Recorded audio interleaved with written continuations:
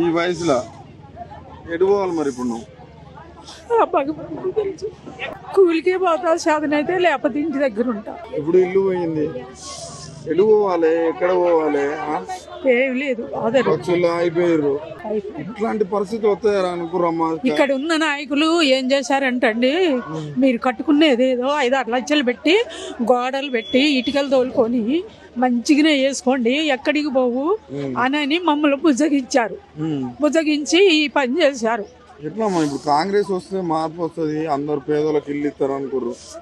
వీళ్ళు వచ్చి ఇట్లా చేయడాన్ని ఎట్లా చూస్తారు? మేమేం చేస్తాం సార్, మరి మాట్లాడలేము. అసలే నాకు బీపీ షుగర్, నేను ఎక్కువ మాట్లాడలేము. ఉంటాయి ఇగో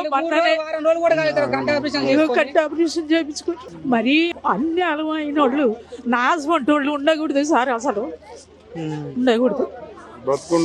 బతకాలి, ఎందుకంటే ఇక అందరికీ ఏం చేస్తాం, అందరికి ఉంటే ధైర్యంగా ఉండాలి, కొట్లాడాలి. ఏం చెప్తాం సార్, ధైర్యంగా ఉంటాం. నెలకు 3,000 రూపాయల మందులు ఉంటేనే నా బతుకు తీరు, లేకపోతే లేదు. ఆ వచ్చే పింఛను వాటికి చాలవు. స్తంభాలు తెస్తాం, కరెంటు తెస్తాం, వాటికి ఇవ్వండి వీటికి ఇవ్వండి. ఊక వసూలు చేస్తే మేము సాలారు పెట్టి బోర్లు నడిపిస్తాం అని మమ్మల్ని అన్యాయం చేశారు సార్. ఈ మద్దుల పెళ్ళోళ్ళు మొత్తం వాళ్ళే, ఆ మధుల పెళ్ళోళ్ళే వాళ్ళు సావటానికి.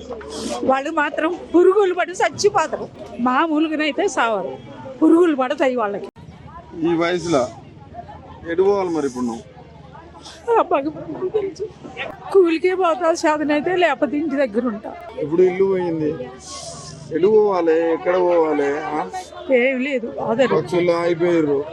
ఇట్లాంటి పరిస్థితి వస్తాయా అనుకురమ్మా? ఇక్కడ ఉన్న నాయకులు ఏం చేశారంటండి, మీరు కట్టుకునేది ఏదో 5-6 లక్షలు పెట్టి గోడలు పెట్టి ఇటుకలు తోలుకొని మంచిగానే వేసుకోండి ఎక్కడికి పోవు అని మమ్మల్ని బుజ్జగించారు. బుజ్జగించి ఈ పని చేశారు. ఎట్లా ఇప్పుడు కాంగ్రెస్ వస్తే మార్పు వస్తుంది, అందరు పేదలకు ఇల్లు ఇస్తారు అనుకోరు.